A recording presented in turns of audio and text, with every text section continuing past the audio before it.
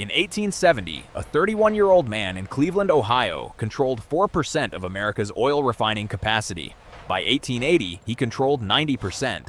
By 1904, he controlled 91% of oil production, 85% of final sales, and had created the template for every monopoly that exists today.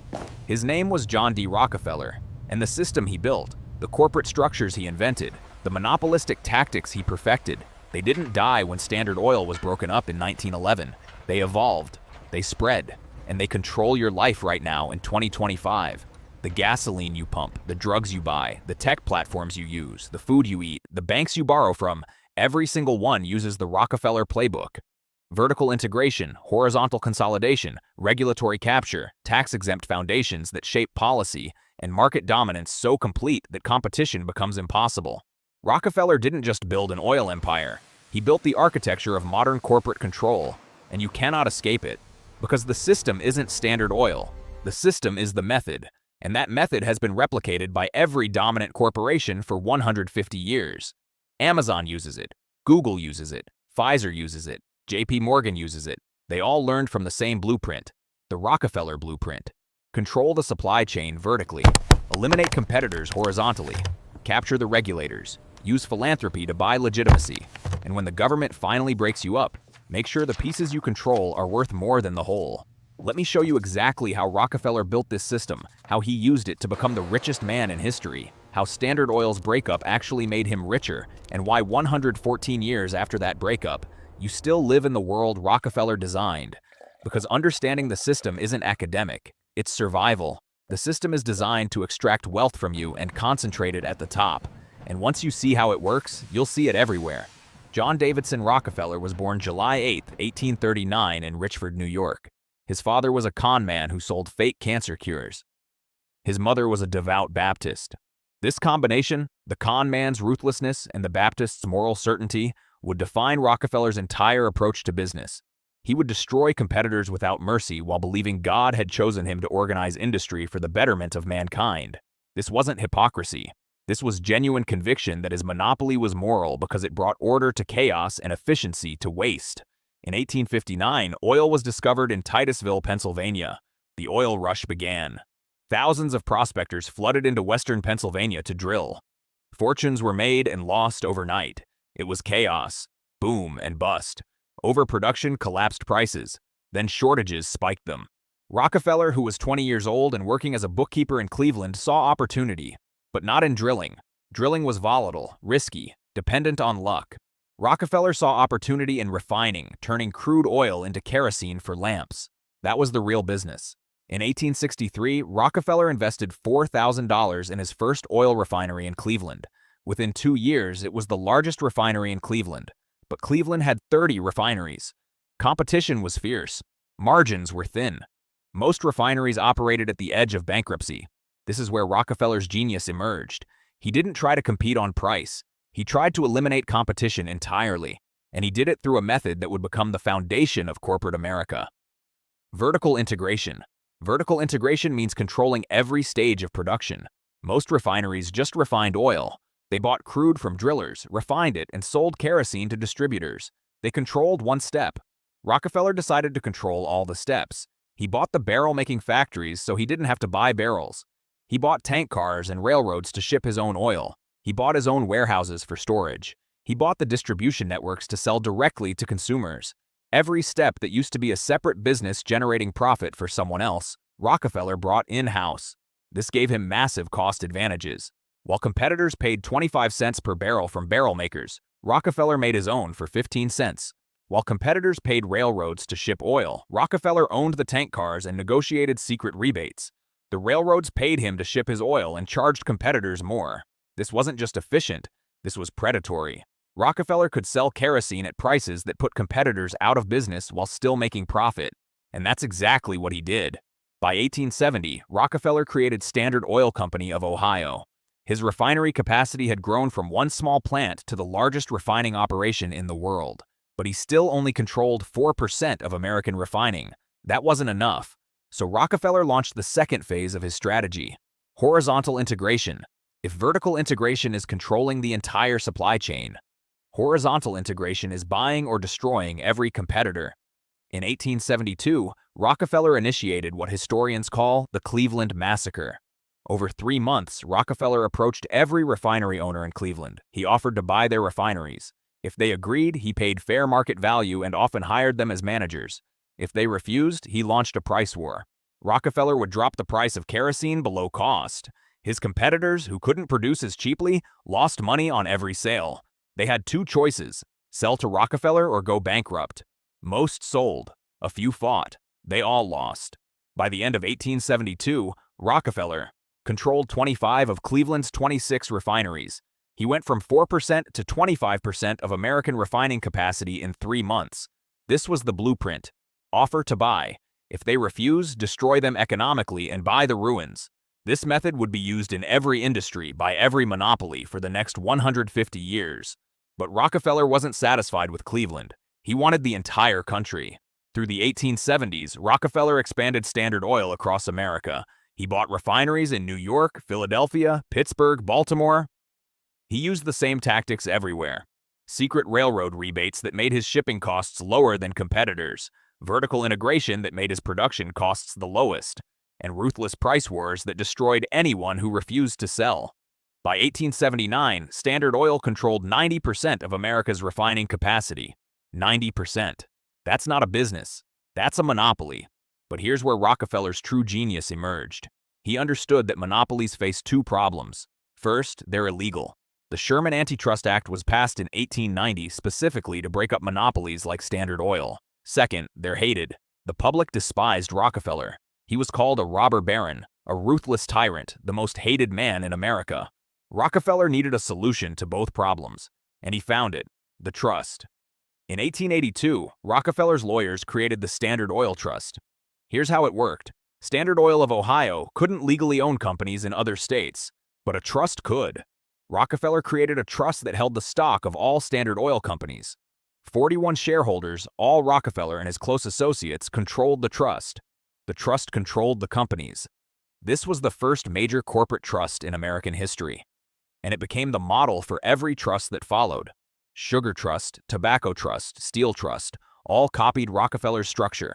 The trust allowed Rockefeller to control a nationwide monopoly while technically complying with state laws. But more importantly, it created a new legal entity. The trust wasn't a company. It was a holding company. It didn't produce anything. It just owned other companies. This structure would evolve into the modern corporation, the parent company that owns subsidiaries. Berkshire Hathaway, Alphabet, Meta, Amazon. They're all descendants of Rockefeller's trust.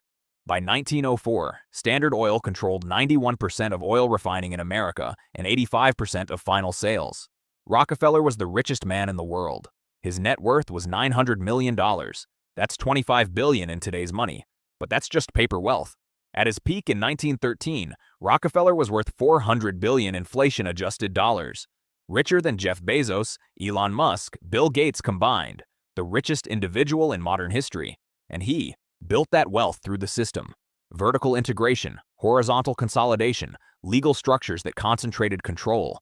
This was the system, but the public was turning against monopolies. In 1890, Congress passed the Sherman Antitrust Act, making monopolies illegal. In 1906, investigative journalist Ida Tarbell published The History of the Standard Oil Company, exposing Rockefeller's tactics. Secret railroad rebates, predatory pricing, crushing competitors. The outcry was enormous. In 1911, the Supreme Court ruled that Standard Oil was an illegal monopoly and ordered it broken up into 34 separate companies. This should have been the end, the destruction of the system, but it wasn't. It was the beginning of the system's evolution, because when Standard Oil was broken up, Rockefeller still owned shares in all 34 companies. Standard Oil of New Jersey became Exxon. Standard Oil of New York became Mobil. Standard Oil of California became Chevron. Standard Oil of Indiana became Amoco. Standard Oil of Ohio became Ohio, later bought by BP. The breakup didn't destroy Rockefeller's wealth. It multiplied it. Before the breakup, Standard Oil stock was worth about $600 per share. After the breakup, the combined value of all 34 companies was worth over $2,000 per share. Rockefeller's wealth tripled. Why? Because the breakup forced each company to compete, which drove innovation and efficiency. And because breaking one monopoly into 34 companies that still dominated their regional markets wasn't really breaking up the monopoly, it was just reorganizing it. Today, most of those 34 companies have merged back together. Exxon and Mobil merged in 1999. Chevron bought Standard Oil of Kentucky and Gulf Oil. BP bought Amoco and Ohio. The Standard Oil monopoly that was broken up in 1911 has essentially reconsolidated into Exxon Mobil, Chevron, and BP. The system broke itself up to avoid regulation, then quietly put itself back together over 100 years. But Standard Oil isn't even Rockefeller's most enduring legacy. The real legacy is the system itself. The methods, the structures, the playbook. Let me show you how it's being used right now. Amazon uses vertical integration exactly like Rockefeller. Amazon started as an online bookstore. Now it controls the entire supply chain. It owns the warehouses, the logistics network, the delivery trucks, the payment processing, the cloud infrastructure that hosts its competitors' websites. Amazon Web Services, AWS, generates $90 billion in annual revenue. That's more than Amazon's retail profit. Rockefeller controlled refineries, railroads, and distribution. Amazon controls retail, logistics, and cloud computing. Same playbook, different century. Amazon also uses horizontal consolidation. It buys competitors. Whole Foods, Zappos, Twitch, Ring, MGM Studios. Over 100 acquisitions. When it can't buy a competitor, it copies their products and undercuts their prices using data from its own marketplace. Third-party sellers report their sales data to Amazon. Amazon analyzes that data, identifies successful products, creates Amazon Basics versions, and promotes them above the original. This is the modern version of Rockefeller's price war. Legal, barely regulated, and devastatingly effective. Google uses the trust structure. Alphabet is a holding company that owns Google, YouTube, Waymo, DeepMind, Verily, and dozens of other subsidiaries. It's the Standard Oil Trust, one parent company controlling multiple operating companies. This structure shields the parent from liability, allows tax optimization across jurisdictions, and makes regulatory breakup complicated because each subsidiary is technically separate. Pharmaceutical companies use Rockefeller's regulatory capture strategy. Rockefeller didn't just compete in markets. He shaped the rules. He lobbied for railroad regulations that favored Standard Oil. He worked with politicians to set standards for kerosene that his refineries could meet but competitors couldn't. Today, pharmaceutical companies do the same. They fund the FDA through user fees. They lobby for patent extensions. They write the regulations they're supposedly regulated by. Pfizer, Johnson & Johnson, Merck. They learned from Rockefeller. Control the regulators and you control the market. The financial sector uses holding company structures. JP Morgan Chase is a holding company that owns Chase Bank, JP Morgan Investment Bank, and numerous subsidiaries. Bank of America, Citigroup, Wells Fargo, all holding companies. When Dodd-Frank tried to regulate banks after 2008, the holding company structure made it nearly impossible. Which entity do you regulate, the parent or the subsidiaries? Rockefeller solved this problem in 1882. Banks copied the solution 100 years later. And then there's philanthropy. Rockefeller's final innovation. In 1913, Rockefeller created the Rockefeller Foundation with an initial gift of $250 million. Over $7 billion today. The foundation funded medical research, education, and public health. On the surface, this was charity, Rockefeller giving back. But look deeper. The foundation allowed Rockefeller to avoid estate taxes. It gave him control over which universities received funding, which meant control over what was taught and researched. It bought him legitimacy. The man who destroyed thousands of competitors was now a philanthropist. The most hated man in America became a beloved benefactor. The Rockefeller Foundation funded the creation of modern medical education. It funded Johns Hopkins, University of Chicago, Rockefeller University. It established the model for medical schools that emphasized pharmaceutical interventions over holistic care. This isn't conspiracy theory. This is documented history. The foundation shaped American medicine to favor the pharmaceutical model. And pharmaceutical companies, many descended from Standard Oil's chemical divisions, profited enormously. Today, every billionaire uses the Rockefeller playbook. Bill Gates founded the Bill and Melinda Gates Foundation. $75 billion in assets. It funds global health initiatives, shapes WHO policy, and influences national governments. Mark Zuckerberg created the Chan Zuckerberg Initiative. Warren Buffett pledged most of his wealth to the Gates Foundation. These aren't just charity. They're tax avoidance, legacy building, and policy influence. Rockefeller invented the model. Modern billionaires perfected it. The Rockefeller family still exists, still influential. David Rockefeller, John D's grandson, died in 2017 at age 101. He was chairman of Chase Manhattan Bank, founder of the Trilateral Commission, one of the most powerful men in global finance for 50 years. The family's wealth, estimated at $11 billion, is spread across hundreds of trusts and foundations. The Rockefeller Brothers Fund, the Rockefeller Family Fund, the David Rockefeller Fund. They still shape policy, fund research, and influence politics 150 years after John D. started Standard Oil. And here's the most important part. The system isn't designed to be escaped. It's designed to be invisible until you're already trapped. You buy gasoline refined by ExxonMobil or Chevron, descendants of Standard Oil. You buy from Amazon, which uses Rockefeller's vertical integration and horizontal consolidation. You search on Google, structured as a trust like Standard Oil. You take pharmaceuticals developed through a medical system shaped by Rockefeller Foundation grants. You bank with institutions using Rockefeller's holding company structures. And your taxes fund regulations written by the industries being regulated, just like Rockefeller designed. The system is self-perpetuating. It concentrates wealth. It eliminates competition. It captures regulators. And it uses philanthropy to buy legitimacy while avoiding taxes.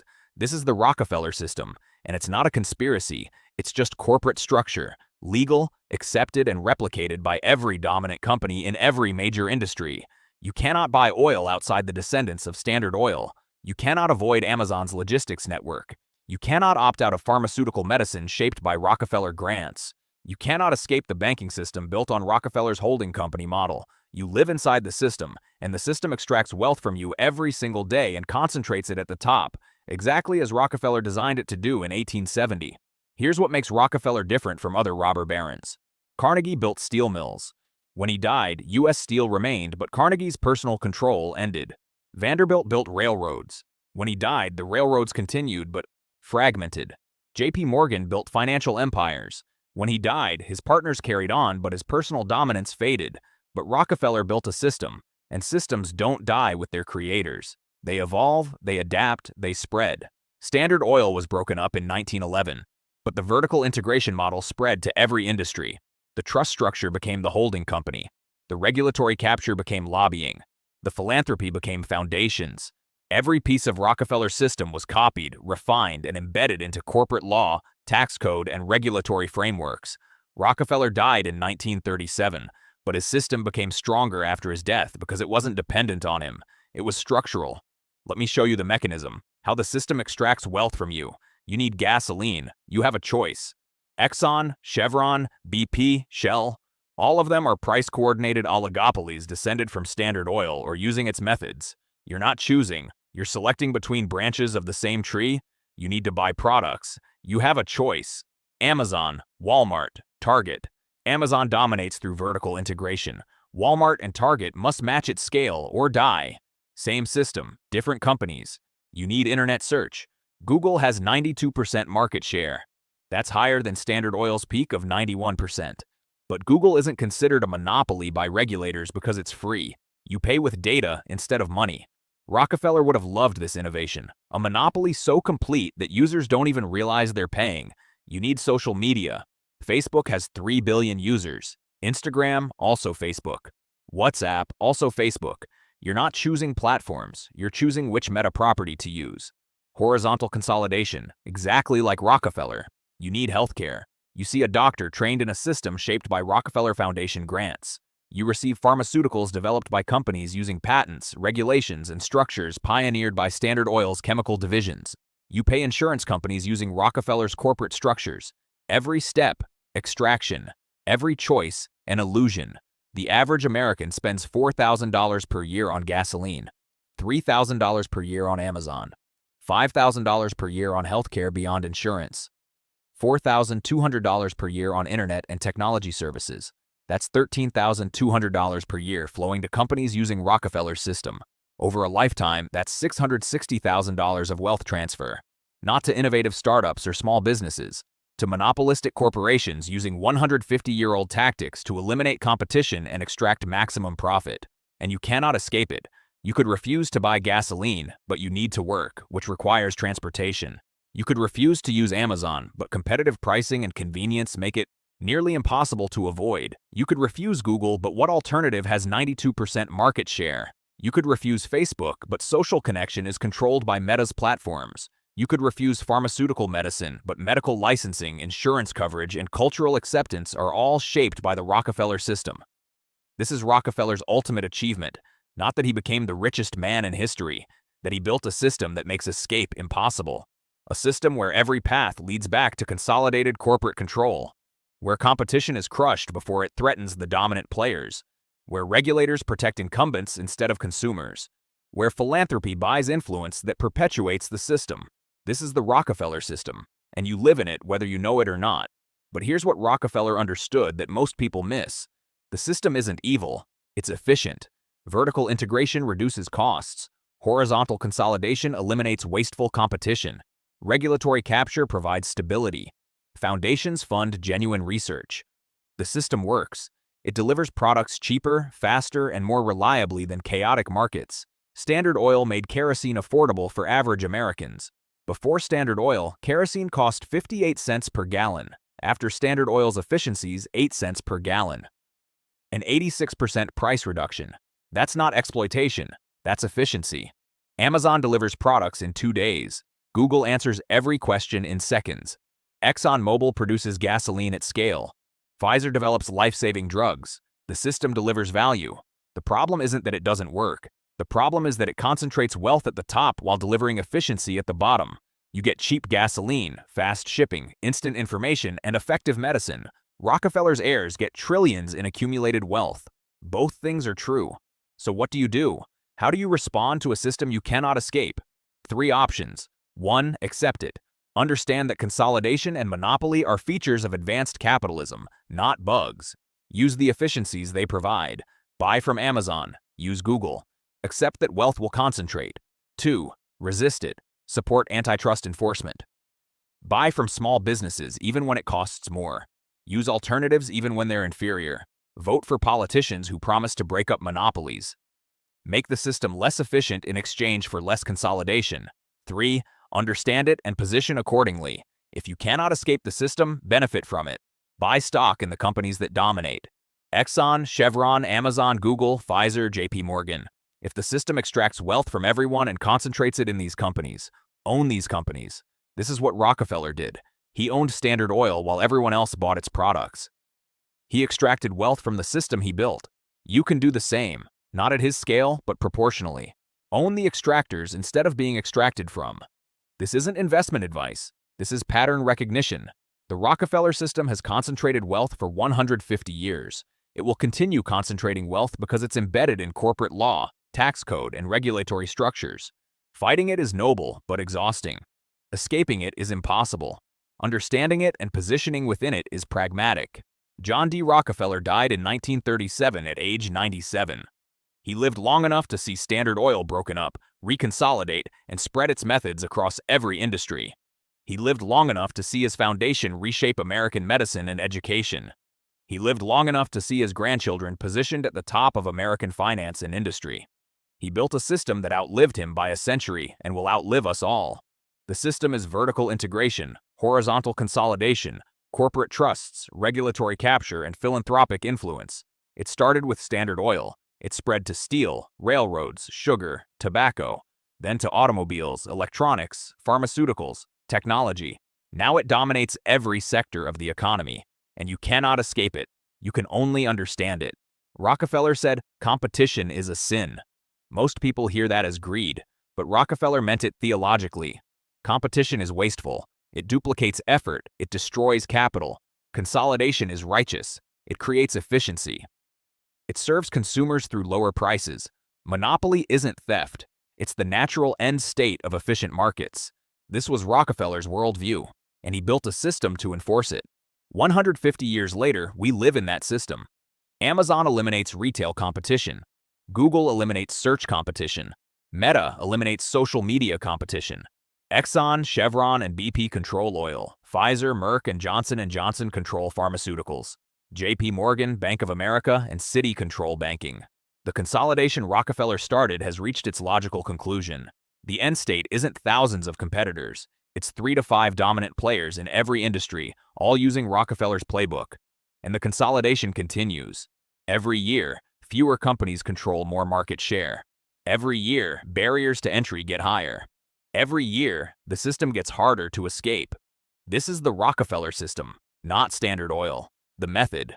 And the method is eternal because it works. If this video showed you a system you'd never seen before, if you understand now that the corporate structures controlling your life were built by one man 150 years ago, then you're starting to see how power actually operates. Subscribe to this channel because understanding the system is the first step. You cannot escape the Rockefeller system, but you can see it, and seeing it changes everything. John D. Rockefeller created a system you cannot escape. Vertical integration, horizontal consolidation, corporate trusts, regulatory capture, philanthropic influence. That system is the modern economy, and you live in it every single day. The gasoline you pump, the products you buy, the searches you make, the medicine you take, the banks you use, all controlled by descendants of Standard Oil or companies using Rockefeller's methods. The system was designed to concentrate wealth, and it has, for 150 years, through booms and busts, through wars and depressions, through technological revolutions. The system persists because it's not dependent on any one company. It's structural, it's legal, it's embedded in how modern capitalism functions. Rockefeller didn't just build an oil empire.